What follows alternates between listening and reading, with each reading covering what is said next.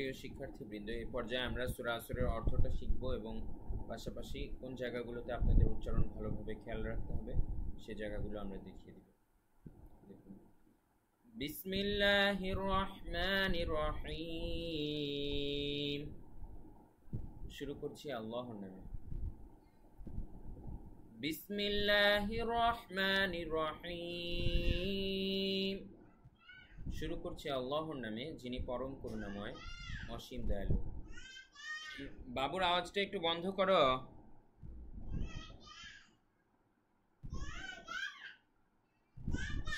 Please.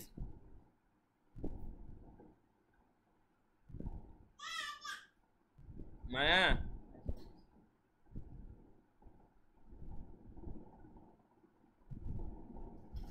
বিসমিল্লাহ। এই এই এই মই ফেলেও না।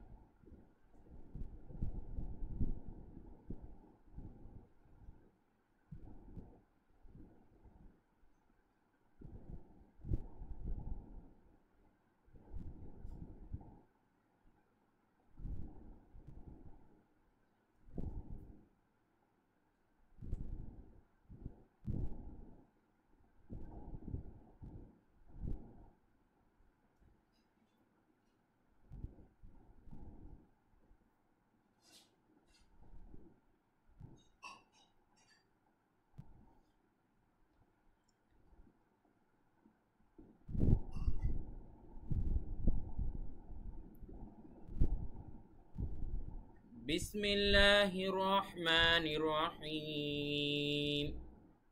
শুরু করছি আল্লাহর নামে, যিনি পরম করুণাময়, অসীম দয়ালু। ওয়াল আসর, উচ্চারণটা খেয়াল রাখবেন। পরপর কিন্তু দুইটা যজম, এর আগের সূরাতেও এরকম ছিল। আসর আসর, ঠিক আছে। সাদ এবং র দুইটার উপরেই যজম হবে। র এর উপরে যজম কেন হবে? থামছি সেই কারণে। ওয়াল আসর, আমাদের এইভাবে উচ্চারণটা করতে হবে, পাশাপাশি দুইটা যজম। একটু জটিল উচ্চারণটা, কিন্তু ভালোভাবে প্র্যাকটিস করলে পারবেন। ভালোভাবে প্র্যাকটিস করলে পারবেন। ওয়াল আসর, সময়ের কসম বা যুগের শপথ, সময়ের শপথ।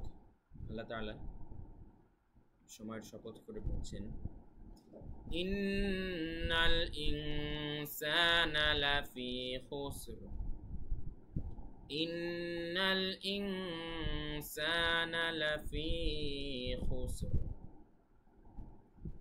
ইন্নাল, এখানে আপনারা ওয়াজিব গুণনা করবেন, কেননা নুনের উপরে তাসদিদ থাকলে ওয়াজিব গুণনা করতে হয়, আমরা জানি। ইনসানা, ইন, এখানে কিন্তু ইকফা হবে, কেননা নুন সাকিনের পরে ইকফার হরফ সিন আছে। ইকফা বলতে কি? ইন, এখানে আমাদের এভাবে একটু গুণনা করতে হবে, অনুসারের মতো নাকের ভিতরে নিয়ে।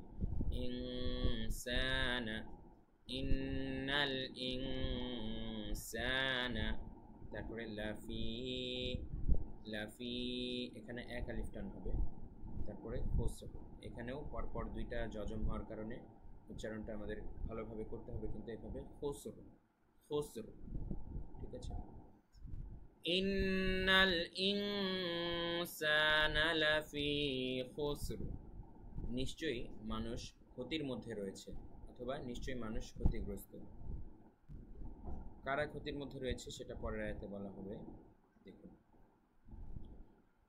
ইল্লাল্লাযীনা আমানু ওয়া আমিলুস সলিহাতি ওয়া তাওয়াসাউ বিল হাক্কি ওয়া তাওয়াসাউ বিস সবর।